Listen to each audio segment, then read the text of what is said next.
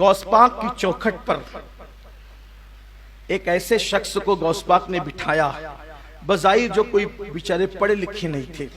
आमतौर पे ऐसी होता है कि छोटे मोटे काम उनको सौंपा जाता है, हम जैसे लोगों को, कि भाई चलें कुछ पढ़े लिखे नहीं है तो कुछ आप ही कर दें, ऐसा होता है ना, ये आप कर ले वो आप कर लें।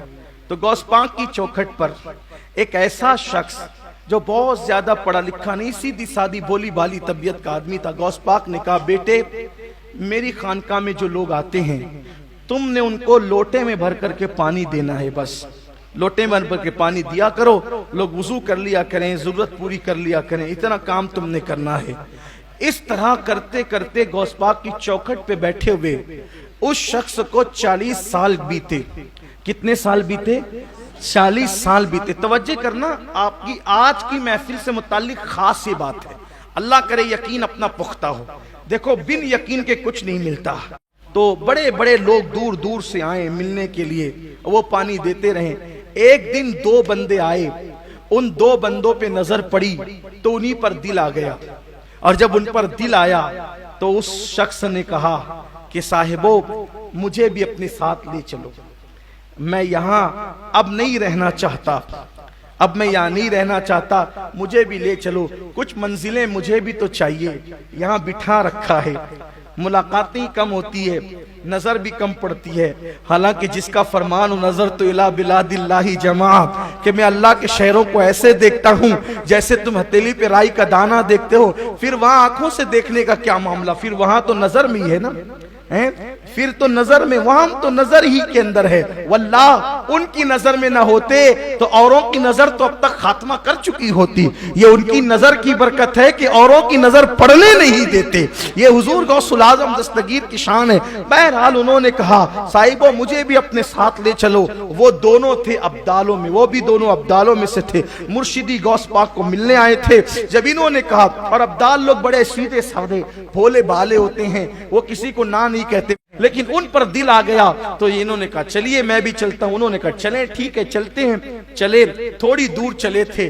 जो नाजो नाम में पलता है फिर उसके तो नखरे कुछ और होते हैं। कुछ दूर चले, कहा हजरात मुझे तो भूख लग गई, इसलिए कि मैं जहां से आ रहा हूं वहां खाने पीने और दस्तरखान बड़े वसी थे, क्योंकि गौस पाक का लंगर ऐसा शानदार चलता था। तो कहा वहां बड़े नाजो नम थे, भाई मैं तो भूखा हूं। उन अब्दालों ने कहा हजरत हम खाने पीने वाले लोग नहीं हैं, हम 24 घंटे में एक बार खाते हैं, और वो भी पका कर नहीं खाते, खरीद कर नहीं खाते, अल्लाह देता है तो ही खाते हैं, वरना हम ऐसे नहीं खाते। आप वापस जाएं, आप हमारे साथ रहने के काबिल नहीं हो। आप नहीं आ गए तो अब चलना ही पड़ेगा। काफी 24 घंटे में एक बार, 24 घंटे हुए, भूख से हालत खराब, मुफ्त पाला था कभी काम की आदत न हुई, हाय आज ये हाल हो गया। तो भूख से निढाल, भूख तकलीफ थकन सब कुछ, 24 घंटे बीते। कहा हजरात रहम करो, मर ना जाएं, खाने का इंतजाम करो। एक बदल ने मुसल्ला बिछाया, 2 रकात नमाज पढ़ी, दुआ की, 3 कटोरे सालन, 3 रोटी आसमान से नीचे उतरी। हाँ ये अहले हवस के लिए नहीं। आप कहेंगे दलील क्या? दलील तो अहले सुन्नत की किताबों में है, लेकिन मैं इसको बुखारी मुस्लिम से पेश नहीं कर सकता, इसलिए कि ये बात बुखारी मुस्लिम के बहुत बाद में है।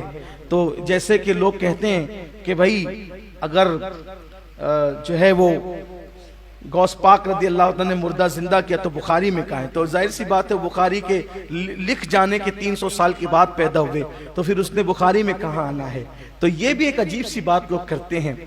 तो उन्होंने दुआ की बदल साहब ने, और 3 कटोरे सालन और 3 रोटियां, तीनों ने एक एक बांट ली, फिर खा पी लिए, सैर हो गई तबीयत। दुनिया का खाना नहीं था, खाना कहीं और से आता, बड़ा मजा आया। फिर 24 घंटे गुजरे तो फिर भूख लगी। फिर उस साहब ने कहा साहिबो रहम करो, अब 24 घंटे हो गए। उन्होंने दूसरे बदल साहब ने फिर मुसल्ला बिछाया, फिर दुआ की, फिर 3 कटोरे 3 रोटियां। दूसरा 24 घंटा गुजरा, तीसरा 24 घंटा आया, कहा रहम करो भाई फिर भूख लग गई है, भूख बहुत लग रही है।